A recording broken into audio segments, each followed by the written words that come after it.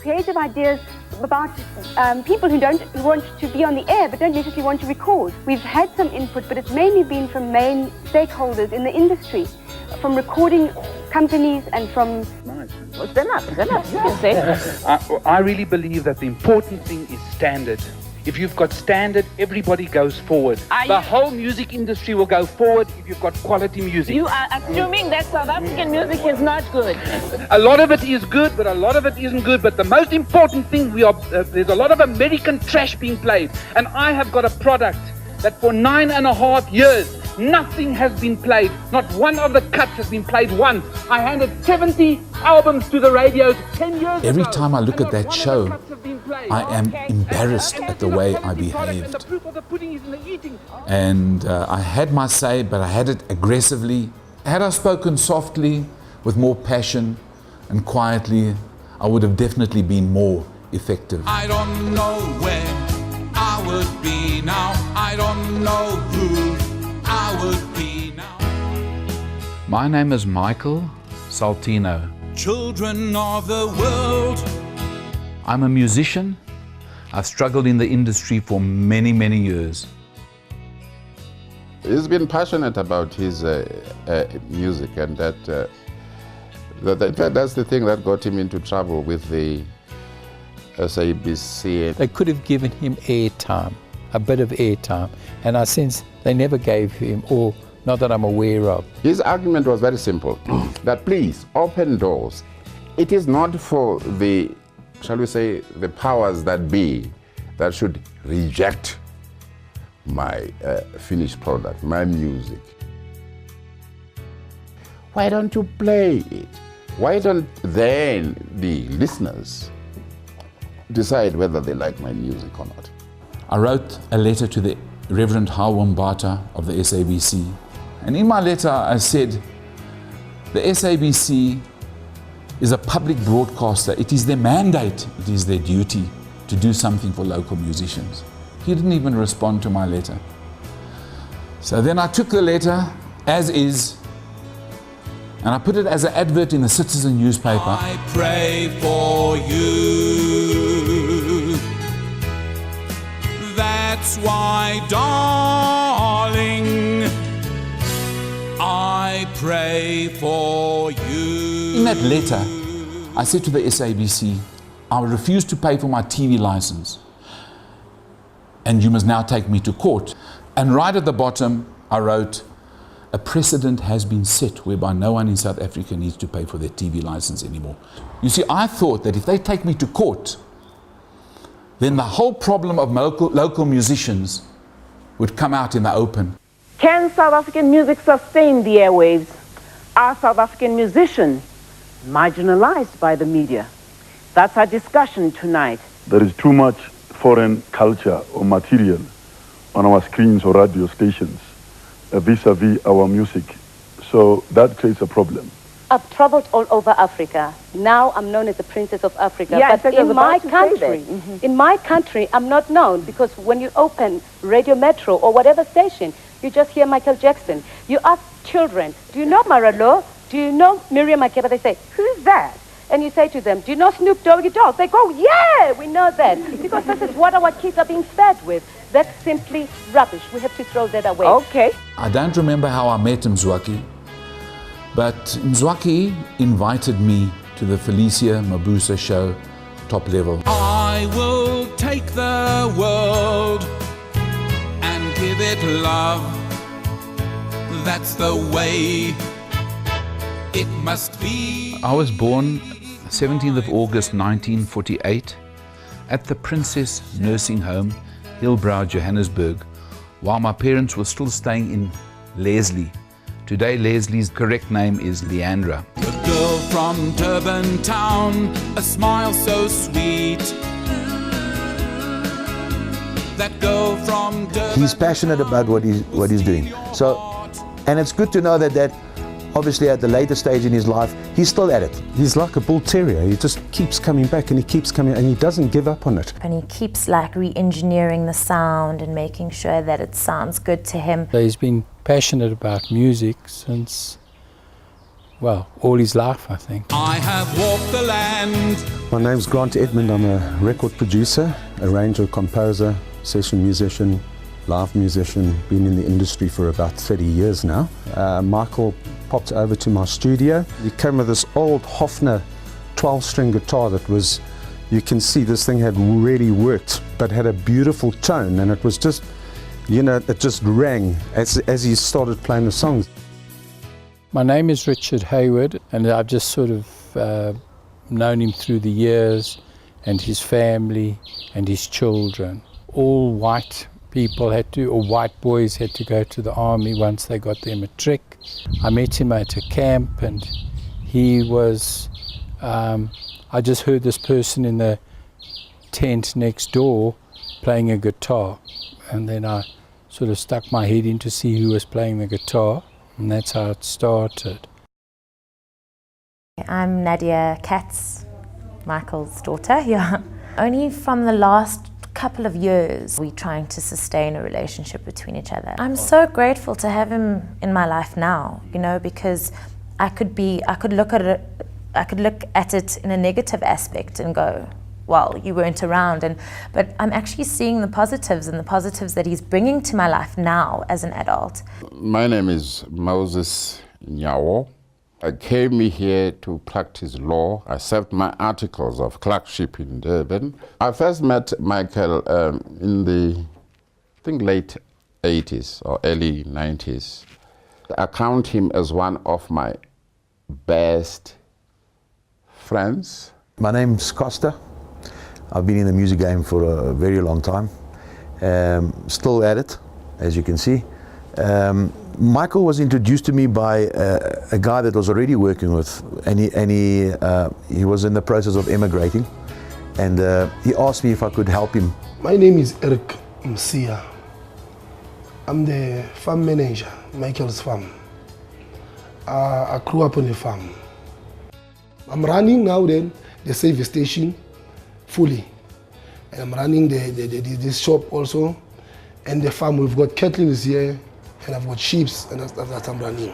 But I don't know where I would be now. I don't. My parents believed from the bottom of their hearts that the most important thing in their lives for their children was to have a proper religious upbringing. They sent me to Herber House, and we had to go to the synagogue to pray 3 times a day. Now, I rebelled against religion because of being away from home. And that's why music was so important in my life, that it filled a gap that I lacked. You know, the gap of a loving family around you. He left home a little boy, only 10 years old. His mother stood there. He married, to use the old South African expression, a coloured woman, Miriam, and then they had 2 children. Each year, more than 1,000 non-white South Africans try to change their race and become officially white. I did it for the children, you know, to get them into white schools. When Miriam married Michael Katz, she converted to Judaism and applied to be reclassified white. The experience, she says, was humiliating and degrading. Miriam has also been stung by criticism from some friends and family, even her husband. Why does she have to lower herself to change her color? If she was born a certain color, that's the way God made us. I think it was an exceptionally painful, humiliating, degrading experience for him, for his wife, and their families, Michael's families, Miriam's family. Obviously the children were unconscious of it. I knew Michael when I was still at school as the owner of the farm. I went to school. There was a school at the farm here, farm school. So we went to that school. There are about 10 caravans over here. People who are homeless, who haven't got any place to stay, live here. And for them it's a livelihood. You know, it's not a nice livelihood, but at least they keep going. I gave them the opportunity to stay here is because when I came here, this place was bankrupt. There was nothing happening. And I believed that at that stage, if I gave life, I could get life. The authorities wanted to remove us here on the farm. Those people who were staying here but not working here. You see, yeah, and then I think that is when most of us or our fathers grew up to love Michael, because he protected us. He never told anyone you must find a place they're going to chase you away, you see, but he did that alone. You see, that where are these people going to go to? Because this is their home. Some are born here.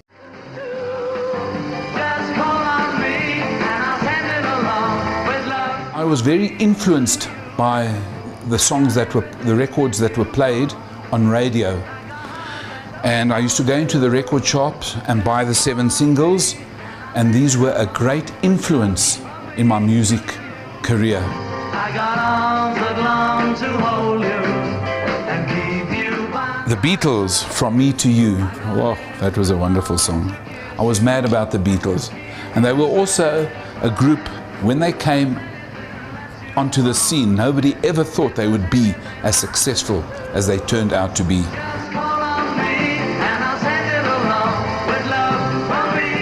I was composing my own songs.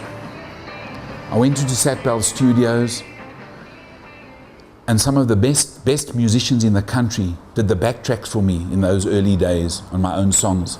Trevor Rabin, Ronnie Robot. This record was accepted by Warner Brothers, Reprise Records, EMI, Polydor, and another Reprise. All these 4 records not played by the SABC. In 1979, when I met Eddie in the streets of Hillbrow, this is where he lived. Over a period of 6 years, I managed to get 22 original songs out of him, of which my contribution was about 20%. And thereafter, after I got those songs, I never ceased to persevere in the music industry. And that's when all the problems started. South African music is making inroads internationally, what with Lucky Dube walking off with awards and Cucumber Zoo getting a recording contract in the States. But it would seem that some people would go to the most extreme positions to get their music recorded and heard. Michael Saltino made waves recently when he blocked a sewage pipeline in order to gain media attention and, hopefully, airplay. But being South African does not guarantee one media support. Once he tried to do his best to get his music aired, many people in the music outlets, let's put it that way, put some stumbling blocks in his way. That infuriated him. When the SABC refused to put my stuff on air, I became very, very frustrated and I didn't know what to do. So eventually I thought of a wonderful idea to attract publicity. Because I hadn't been paid out by the government for a sewage pipe running through the farm, we went ahead and we blocked the sewers here on the farm. It was a very difficult thing to do. I notified the authorities, the local police, the municipality lawyer that we were going to do it, and they didn't take me seriously. They thought that could never happen.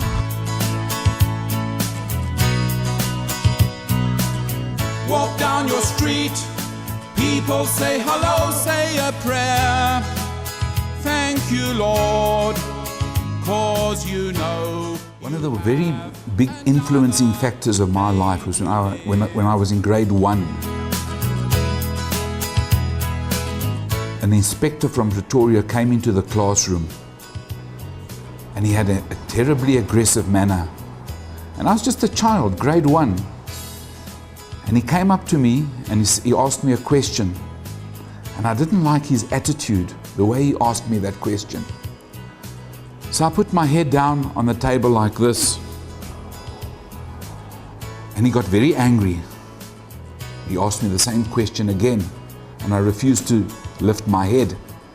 And he came up to me, grabbed my ear, pulled my head up and gave me a clout. And that had an effect on my life because I realized at that age, everybody's quiet.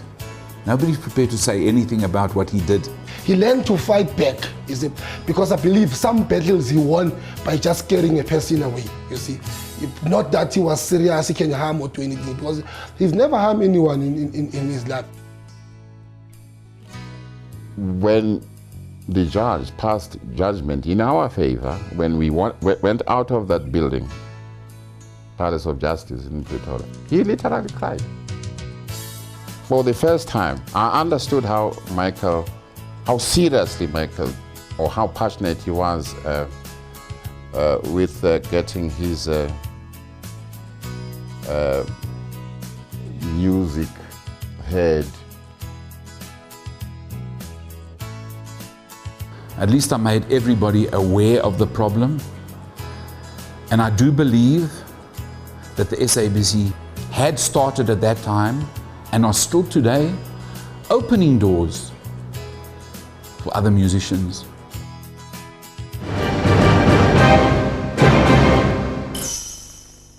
What you're about to see has never been shown on television before. It doesn't contain any violence, sex, or strong language, yet some people regard it as shocking. It's a music video. The artist is Michael Saltino. Now, Michael has been trying for 10 years to get the SABC to air his music. The SABC argues that it's just not good enough. He says that all he wants is a chance. Well, here it is, an exclusive viewing of Michael Saltino singing Flying Away. Away in the morning, girl, you'll miss me. No, Jeremy, please, take it off. Okay. The bloody thing is ridiculous. My Scotty sings better than that. Oh. Never had my SABC license before, but I think I'm going to go and buy one. Michael, really find another job. I really do. And if I was the SABC, I would have also left it hanging. Thinking of you. Now, a lot of people have actually said that they prefer the unplugged version. When Michael Saltino started backing up the sewage system in Leandra, that's because the SABC refused to play his music on air. We spoke to him about backing up the sewage system and then decided to make a democratic decision. We said we'd play one of his tracks every afternoon for a week and throw it up into our listeners. See what they think. See if they wanted to listen to his music. Oh, my God. Okay. Please, he's just too terrible. I mean, does he actually realize that he has no talent? Well, I hope he's listening. Okay, Dina, thank you. You made your Bye. point. Thank you, love. I think what he did was really cool. I think his music still sucks, and I won't give him a record deal, but I really like his spirit a lot. You can't please all of the people all of the time. What you've got to try and do is please most of the people most of the time. It's tough. You're always going to upset somebody. There was articles in the Star where they called my music schmaltzy, and then there was an article in the Sunday Times where I was nominated for the Mampara of the Week, but the Peter Ndoro talk show went on for a long, long time. It was very interesting. Hello, Michael. Yes. You're not going to win a Grammy with us, though, are you? Aren't I? Let's just get a few callers and their initial impressions. Okay. Cynthia. Hello, Peter. Yes, what are your thoughts? I'm an elderly lady, very much in the 70s. I think the band is good, but is he out of tune? Ooh. Whoa. Ooh, out of tune. Yes, Michael, why do you emphasize girl? It was something that we used to ridicule. We never thought he was good. We never supported him. We don't really, I really can't comment on the, how shall we say, the quality of his voice or the quality of his guitar playing. Other than that, I just enjoyed it. He should have gone for lessons. He should have figured out what his niche was and where his voice or what, his talent lies. He was a little bit too scared to experiment with certain things in the songs. I'd say, no, man, we'll do a key change here and maybe double a chorus there. And Michael was just so used to sitting and playing those songs on his own. Obviously, music is out there. So whatever you bring out, there's obviously got to be someone that's going to enjoy it. And you know, so you'll get critics that will run his music down. You'll get critics that will laugh him off and say that he's a man that just, you know, can he just not get it in his head that nobody wants to hear his stuff, which is actually quite untrue. Hello, is that Suzanne? Yes. Yes, Suzanne. From Northgate. Yes. And I thought it was brilliant. Wow. I loved it. So you can't understand. You can't. I thought it was lovely. It's away from the norm, from all this rubbish we listened to. Thank you very much. You've hit the nail on the head. I know. It's absolutely brilliant. It actually takes me back to the early 60s where you do your thing and people enjoy it. Thank you very much for the compliment. And I guess, you know, different things will appeal to different people, wouldn't they? Yeah, Alan? yeah. So I think it's absolutely marvellous. What do you think about the criticism that people are putting through that he's singing out of tune? Is that totally unfounded? Of course it's unfounded. Yeah, they're morons, you know. I'm phoning in to say that I think that was brilliant. Yeah? I really enjoyed it, and I wish him all the luck. You know, listening to yourself as an artist, as a singer, you know, you always say, oh, I could have sung it better, I could have sung it better, I could have sung it better. So over the years you feel within yourself that you're comparing yourself, because once you listen to what you sang when you were in 1980 and you thought, okay, well, I could have done this, I could have done this, you sing it, and the more practice, the better you get. I hadn't had enough experience performing live to reach the optimum level of my voice. You know, Michael said to me, he said, why didn't you tell me my voice is bad? I said, no, it wasn't bad, Michael. It was, I got the best out of you. I'm a producer, and I just knew that was the best I was going to get out of you at that stage. And I honestly did think that. And I was obviously wrong, because listening to the new vocal tracks on the album, I mean, Costa's done an amazing job in guiding, and Michael's now starting to do harmonies and stuff, and I think his confidence has come back now. He was always a very confident guy, but now he's even more confident as an artist. November the 26th, 2007, the armed robbery where they shot at me 3 times from point blank range. He first pointed the gun at me, took a shot, it clicked, then he cocked the gun to have another shot. When he took the second shot, as he took the second shot, I managed, before I fell down, already having 2 bullets in me, I hit the gun out of his hand, and the 3rd bullet went through the fridge, just over there. Your whole outlook in life changes. Things that I took for granted prior to that, you don't take for granted anymore. I'm living on borrowed time. God must have a purpose for me. To have survived 3 bullets from point blank range. I couldn't go further down. I was rock bottom. And thank God, because of my positive attitude in life, I managed to pick myself up slowly and eventually carry on with my dream. And at the age of 64, my voice had reached its optimum. Walk out the door, kisses on your lips and a smile upon your face, 'cause you know you have another day to live. Yes, you know you have another chance to love.